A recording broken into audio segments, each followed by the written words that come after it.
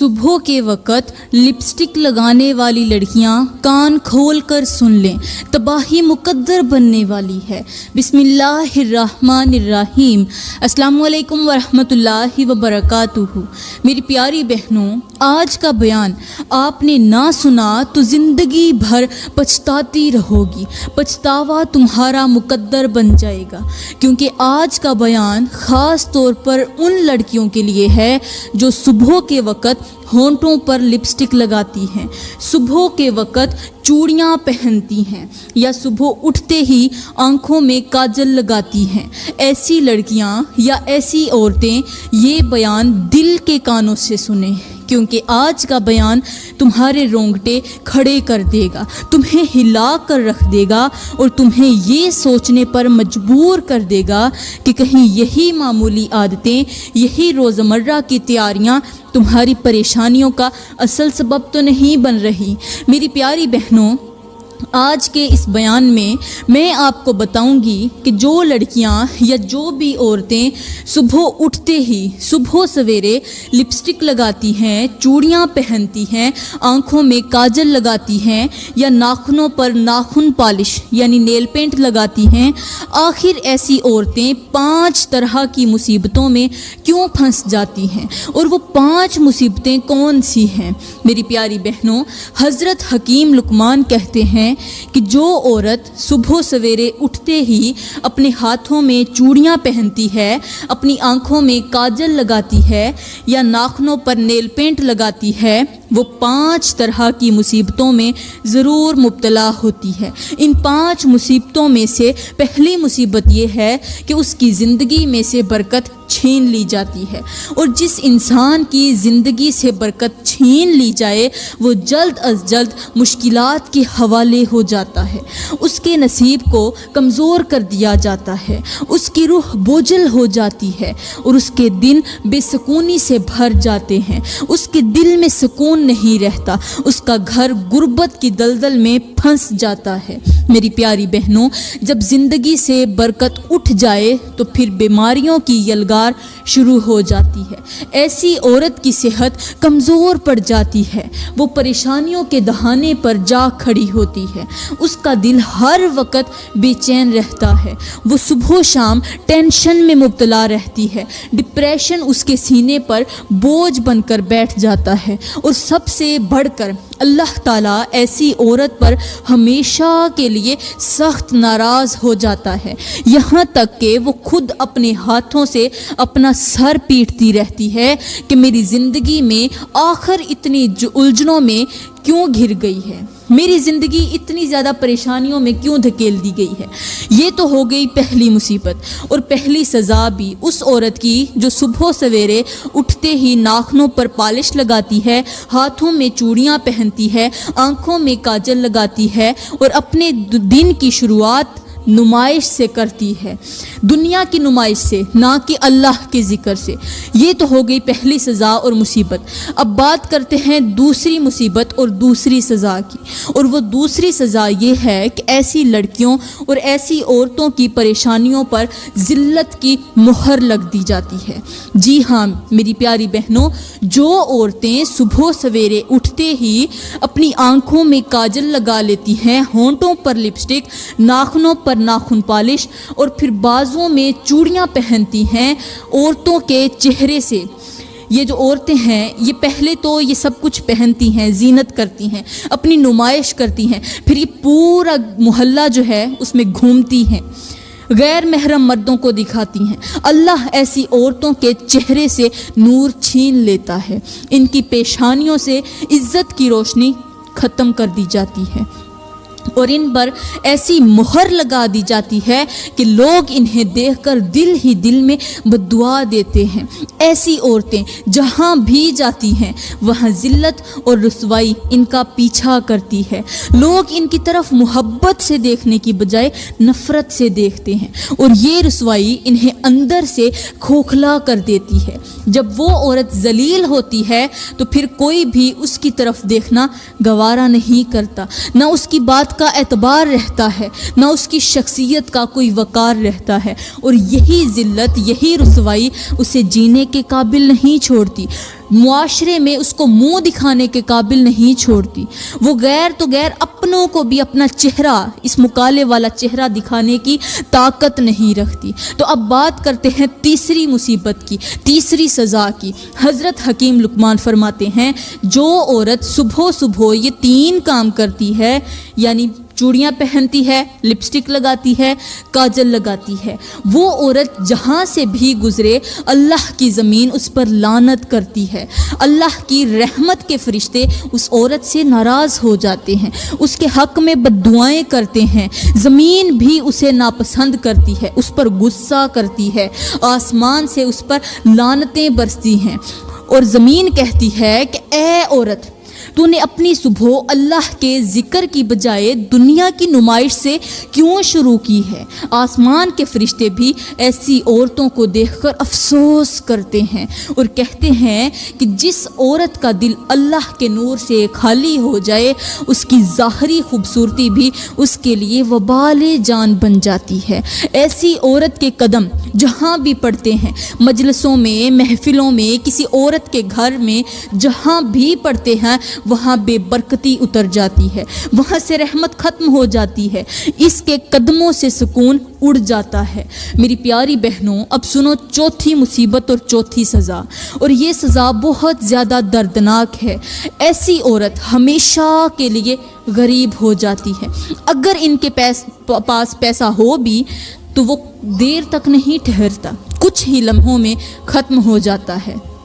دولت ہاتھ میں آ کر ریت کی طرح پھسل جاتی ہے، ان کے گھروں میں برکت ختم ہو جاتی ہے، ان کے نصیب کمزور پڑ جاتے ہیں، رزق کی چابی بند ہو جاتی ہے۔ جو پیسہ آئے گا وہ بیماریوں، دواؤں، ٹینشنوں، رونے دھونے، خرچوں اور مصیبتوں میں نکل جائے گا۔ ایسی عورت لاکھ کما لے مگر پھر بھی ان کے گھروں میں غربت کا سایہ چھایا رہتا ہے، ان کے نصیب ہمیشہ کے لیے کمزور ہو جاتے ہیں اور ان کا دل ہر وقت بے سکونی، تناؤ اور خوف میں جیتا ہے۔ میری پیاری بہنوں، حضرت حکیم لقمان فرماتے ہیں کہ آخری مصیبت، آخری سزا یعنی 5ویں سزا یہ ہوتی ہے کہ موت کے وقت ایسی عورتوں کو بہت زیادہ تکلیف ہوگی، یعنی وہ عورتیں جو صبح سویرے یہ 4 کام کرتی ہیں، ناخن پالش لگاتی ہیں، کاجل لگاتی ہیں،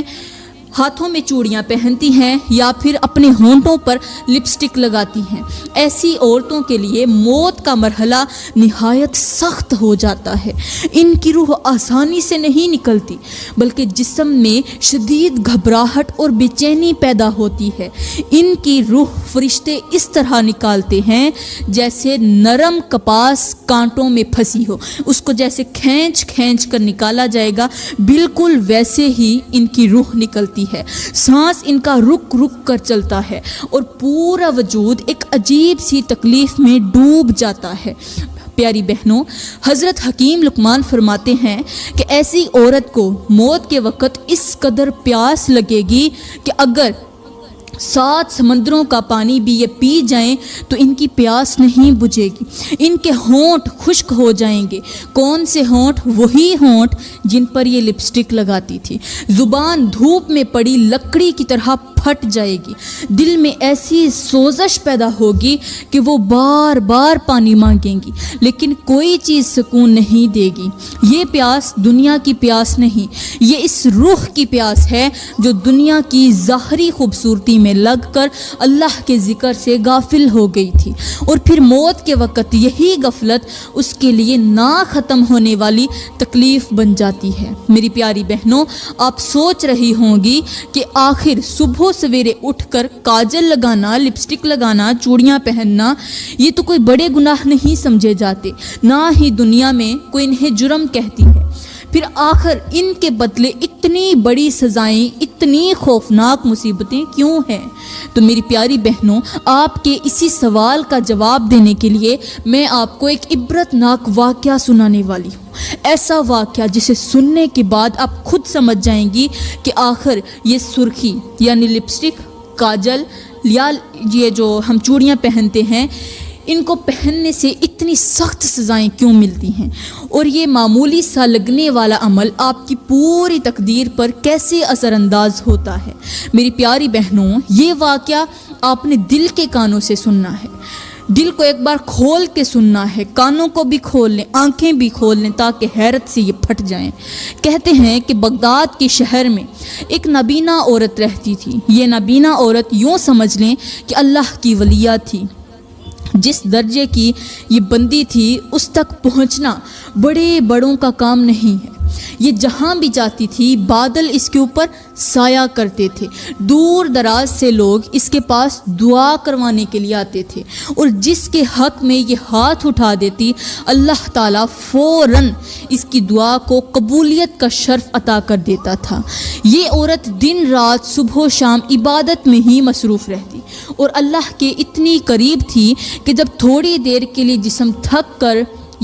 اس کا جسم تھک جاتا اور جب یہ سوتی تھی تو آسمان سے آواز آتی تھی، اے میری بندی تیرا آج کیا حال ہے۔ اب آپ خود اندازہ لگا لیں کہ جس عورت کا مقام اللہ کے نزدیک اس قدر بلند ہو، اس عورت کا مقام کتنا بلند ہوگا اللہ کے نزدیک کہ جب یہ تھک چکی ہے تو آسمانوں سے آوازیں آ رہی ہیں کہ اے میری بندی تیرا کیا حال ہے۔ خیر، اللہ تعالیٰ نے اس ولیہ عورت کو ایک بیٹی عطا کی۔ یہ بیٹی بچپن سے جوانی تک پہنچتی گئی، آج چھوٹی کل بڑی۔ جیسے ہی جوانی کی دہلیز پر قدم رکھا تو آہستہ آہستہ اوپن مائنڈڈ ہوتی گئی، دنیا کی چمک دمک میں کھو گئی۔ ایک دن اس لڑکی کی نابینا ماں نے اللہ تعالیٰ کے حضور ہاتھ اٹھائے اور عرض کی، یا اللہ، جس طرح تو نے بیٹی عطا کی ہے اسی طرح اسے واپس بھی لے لے، جس طرح تو نے مجھے یہ نعمت، یہ رحمت عطا کی ہے تو یہ رحمت مجھ سے واپس بھی ویسے ہی لے لے۔ مگر اس دعا کی قبولیت میں کچھ تاخیر ہو گئی اور یہ لڑکی ماں کے نقش قدم پر نہ چل سکی۔ میری پیاری بہنوں، وہ نابینا عورت اپنی بیٹی سے بار بار کہتی تھی، اے میری بیٹی نماز پڑھ، اللہ کی طرف آ جا، میری بات مان لے، کیونکہ میرے مر جانے کے بعد لوگ دعائیں لینے کے لیے تیرے پاس آئیں گے، اور اگر تو اللہ کی طرف نہ لوٹی تو پھر کیا جواب دے گی؟ مگر وہ لڑکی ماں کی بات کاٹ کر کہتی، نہیں اماں جان، یہ عبادت آپ کو مبارک ہو، میں تو دنیا میں آئی ہوں، مجھے دنیا کا لطف لینے دو، مزے لینے دو، میں کیوں عبادتوں میں اپنا وقت خراب کروں، مجھے انجوائے کرنے دو۔ میری پیاری بہنوں، یہ لڑکی صبح سویرے اٹھتی تھی تو سب سے پہلے میک اپ کرتی تھی، پھر کاجل لگاتی تھی، پھر لپسٹک لگاتی تھی، چوڑیاں پہنتی تھی، بار بار آئینے کے سامنے کھڑی ہو کر خود کو کہتی، خود کو دیکھتی تھی، اپنے بال سنوارتی، چہرے پر رنگ و نور لگاتی، پھر آئینے میں خود کو دیکھ کر فخر سے کہتی، میرے جیسی حسین لڑکی اس دنیا میں آئی ہی نہیں ہوگی، دیکھو میں کتنی حسین ہوں، میرے نئے نقش کتنے پیارے ہیں، میں کتنی خوبصورت ہوں۔ مگر میری پیاری بہنوں، وہ نادان یہ نہیں جانتی تھی کہ جس اللہ نے حسن دیا ہے، جو اللہ حسن دینے کی طاقت رکھتا ہے وہ واپس لینے کی بھی رکھتا ہے۔ دنیا کی ظاہری خوبصورتی پر محو ہو کر وہ یہ بھول گئی کہ حسن اللہ کی امانت ہے، اور جب امانت کا شکر نہ کیا جائے، جب وہی حسن غرور بن جائے، جب وہی چہرہ عبادت سے دور ہو جائے تو اللہ کبھی بھی اسے آزمائش کے بغیر نہیں چھوڑتا۔ خیر میری اسلامی بہنوں، جب وہ لڑکی صبح سویرے میک اپ کر کے گھر سے باہر نکلتی تھی تو جو بھی نوجوان اسے دیکھتا تھا ایک بار دنگ رہ جاتا تھا، اس کے حسن پر فرفتہ ہو جاتا تھا، اور وہ خود بھی یہی چاہتی تھی کہ لوگ اس کی طرف دیکھیں، پھر اس کی تعریف کریں، اس کے نئے نقش اور بالوں کے حسن کو سراہیں۔ اسی لیے وہ کبھی بھی حجاب یا برقع پہن کر نہیں نکلتی تھی، کیونکہ اب وہ اوپن مائنڈڈ اور آزاد خیال ہو چکی تھی۔ میری پیاری بہنوں، ایک دن کا واقعہ ہے کہ وہ خوبصورت لڑکی اپنی سہیلیوں کے ساتھ بیٹھی تھی اور حسرت سے کہنے لگی، تمہارے پاس تو تمہارے حال سننے والے لڑکے موجود ہیں، میرے پاس تو کوئی نہیں۔ میں بھی چاہتی ہوں کہ کوئی میری باتیں سنے، میری تعریف کرے، میرا درد بھی سمجھے، میری بھی کسی لڑکی سے دوستی کروا دو۔ اب یہ کون کہہ رہی ہے؟ اسی ولیہ کی بیٹی کہہ رہی ہے کہ میری کسی لڑکے کے ساتھ دوستی کروا دو۔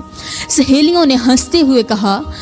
اس نادان لڑکی کی دوستی ایک اجنبی لڑکے کے ساتھ لگوا دی اور کہنے لگی کہ یہ کوئی مشکل بات تو نہیں ہے، ہم تیری دوستی لگوا دیتی ہیں، ایک بہت ہی خوبصورت سا ساتھی تجھے مل جائے گا۔ اب ان لڑکیوں نے، اس کی جو سہیلیاں تھیں، اس کی دوست تھیں، انہوں نے اس نادان لڑکی کی دوستی ایک اجنبی آوارہ لڑکے سے کروا دی۔ پھر وہ لڑکی روز روز باہر جانے لگی، کبھی پکنک پر، کبھی پارک میں، کبھی ہوٹل میں، کبھی تنہائی میں بیٹھ کر اس اجنبی لڑکے سے باتیں کرتی، اپنی تعریفیں سنتی، دل بہلاتی رہی اور وقت گزرتا گیا۔ میری پیاری بہنوں، پھر ایک دن ایسا عذاب ٹوٹا کہ آسمان بھی کانپ اٹھا۔ وہ لڑکی اپنے کمرے میں سوئی ہوئی تھی کہ نابینا ماں سہارا لیتے ہوئے اس کے پاس آئی۔ جیسے ہی اس نے اپنی بیٹی کو دیکھا، وہ لرز گئی، تڑپ گئی، کانپ گئی، کیونکہ اس نے محسوس کیا کہ اس کی بیٹی کا پیٹ بڑھ چکا تھا، یعنی وہ حاملہ ہو چکی تھی۔ اس کی ماں اسے دیکھ کر چیخ پڑی، جلدی سے بیٹی کو اٹھایا اور کانپتی ہوئی آواز میں کہا، تیرا ستیہ ناس ہو، یہ تو نے کیا کر دیا ہے؟ مجھے تو حاملہ لگتی ہے، کیا واقعی ایسی بات ہے؟ کیا یہ سچ ہے؟ وہ لڑکی لپکتی ہوئی، روتی ہوئی، ہچکیاں لیتی ہوئی بولی، اماں مجھ سے گناہ ہو گیا ہے، اور ایک بار نہیں بار بار ہوا ہے۔ یہ سن کر نابینا ماں زمین پر گر پڑی، روتے ہوئے کہنے لگی، یا اللہ، میں نے کون سا ایسا گناہ کیا تھا کہ جس کی وجہ سے مجھے اتنی بڑی سزا مل رہی ہے؟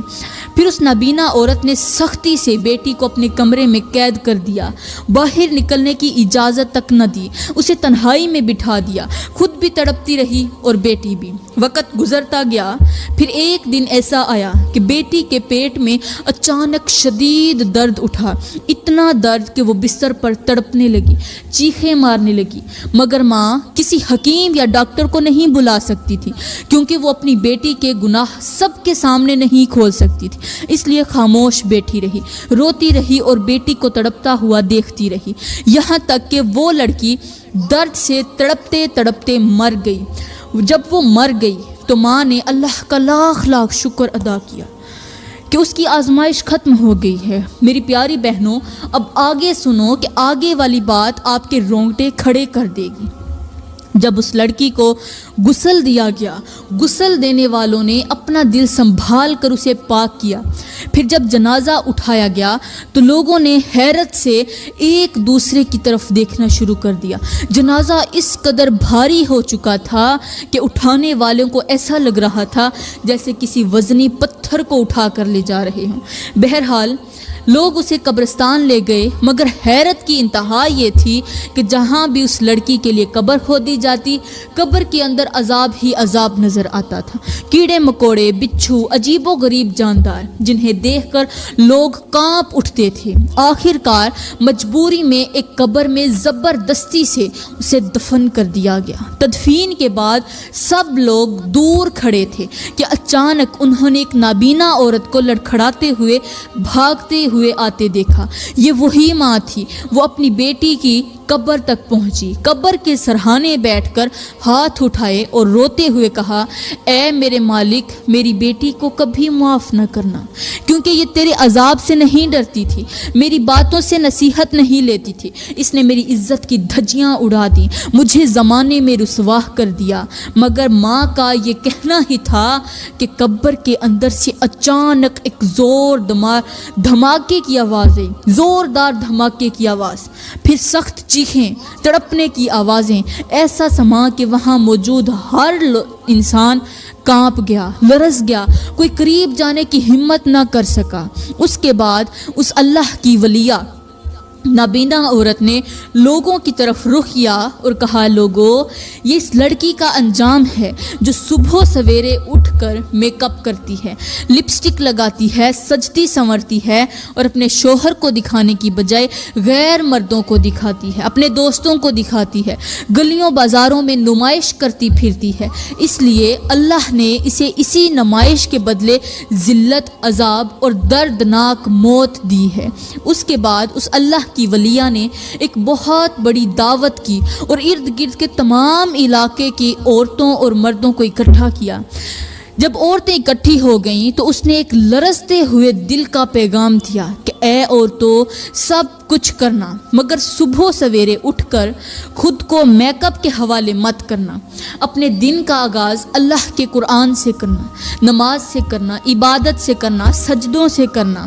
کیونکہ جو لڑکی اپنے دن کا آغاز لپسٹک لگانے سے کرتی ہے، اپنے ہاتھوں میں چوڑیاں پہننے سے کرتی ہے، سرخی لگاتی ہے، کاجل لگاتی ہے، نیل پالش لگاتی ہے، وہ یوں سمجھ لے کہ وہ ایک فیشنیبل لڑکی ہے جو اوپن مائنڈڈ بننے کے نام پر اپنی خوبصورتی لوگوں کی تعریف کے لیے مانگتی ہے۔ وہ چاہتی ہے کہ لوگ اس کی تعریف کریں، اس کی طرف دیکھیں، مگر حقیقت میں وہ اللہ کی رحمت سے دور ہو جاتی ہے۔ فرمایا جو لڑکیاں ایسا کرتی ہیں ان کا حشر وہی ہوتا ہے جیسے میری بیٹی کے ساتھ ہوا۔ اس لیے سب کچھ کرنا مگر صبح سویرے اٹھتے ہی میک اپ مت کرنا، صبح ہوتے ہی کاجل مت لگانا، بلکہ اللہ کا نام لے کر نماز پڑھنا، اللہ کو یاد کرنا، اپنے دن کا آغاز قرآن کی تلاوت سے کرنا، کیونکہ جب تم ایسا کرو گی تو پھر تم بھی میری طرح ایسی بن جاؤ گی کہ بس ہاتھ اٹھاؤ گی اور دعا پہلے ہی قدم پر قبول ہو جائے گی۔ تو میری پیاری بہنوں، سن لیا آپ نے ان عورتوں کا انجام جو فیشنیبل بن کر صبح سویرے اٹھتے ہی میک اپ کرتی ہیں، خود کو سنوارتی ہیں، سجتی ہیں، بازوؤں کو سنوارتی ہیں، ہاتھوں کو سنوارتی ہیں۔ ایسی عورتیں پھر دن بھر میں پورا دن وہی جو میک اپ ہے وہ لوگوں کو دکھاتی پھرتی ہیں۔ لوگ کون؟ عورتوں کو نہیں، غیر مردوں کو۔ یہ وہ عورتیں ہیں جو اپنے شوہر کی اجازت کے بغیر گھر سے باہر نکلتی ہیں، جسے چاہے مسکرا کر دیکھتی ہیں، جہاں چاہے قدم رکھتی ہیں اور سمجھتی ہیں کہ شاید یہ آزادی ہے، مگر حقیقت یہ ہے کہ ایسی عورتیں اس قدر خطرناک ہوتی ہیں کہ جس راستے سے یہ گزر جائیں، میں کہتی ہوں اس راستے کو بھی چھوڑ دینا، کیونکہ ایسی عورتوں پر ہر وقت، ہر گھڑی، ہر لمحے اللہ کی لعنت برستی رہتی ہے۔ رحم کے دروازے ان کے لیے بند ہو جاتے ہیں، ان کے گھروں سے برکت ختم ہو جاتی ہے اور گھر میں سکون نام کی کوئی چیز باقی نہیں رہتی۔ میری پیاری بہنوں، ایسی عورتیں جب مریں گی تو ان کے لیے قبر تنگ کر دی جائے گی، قبر چیخوں سے بھر جائے گی اور پھر وہ سیدھا جہنم کی طرف دھکیلی جائیں گی۔ یہ انجام ہے ان عورتوں کا جو اللہ کو چھوڑ کر دنیا کو خوش کرنے نکلتی ہیں۔ میری پیاری بہنوں، اگر آپ میں سے کوئی بھی ان گناہوں میں مبتلا ہے تو جلد از جلد توبہ کر لیں، اللہ سے صلح کر لیں، اپنے دل کو پاک کر لیں، ورنہ کل کو پچھتاوا تمہارا مقدر بن جائے گا، غربت تمہارے نصیب میں لکھ دی جائے گی۔ میں دعا کرتی ہوں کہ اللہ تعالی ہمیں ان 5 گناہوں سے بچنے کی توفیق عطا فرمائے۔ اللہ تعالی ہمیں اس طرح کے غلیظ نمائش سے بھی بچنے کی توفیق عطا فرمائے۔ ہمارے دنوں کا آغاز اللہ تعالیٰ قرآن اور عبادت کے ساتھ کرنے کی توفیق عطا فرمائے۔ آمین ثم آمین، وما علینا الا البلاغ المبین۔